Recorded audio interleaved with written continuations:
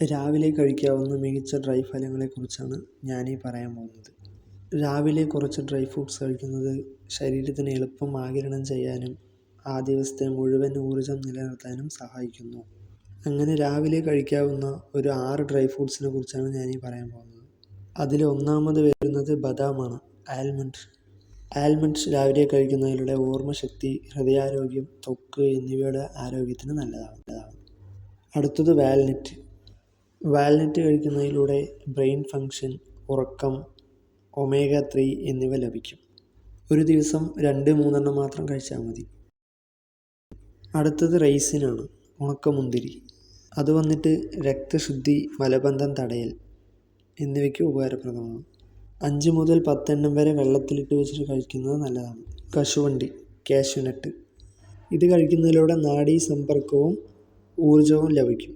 2 മുതൽ 4 വരെ കഴിക്കുന്നത്. അത്തിപ്പഴം, ഡ്രൈ ഫിഗ്. ഹീമോഗ്ലോബിൻ, പിന്നെ ദഹനം മെച്ചപ്പെടുത്തും, ഫൈബർ അടങ്ങിയിട്ടുണ്ട്.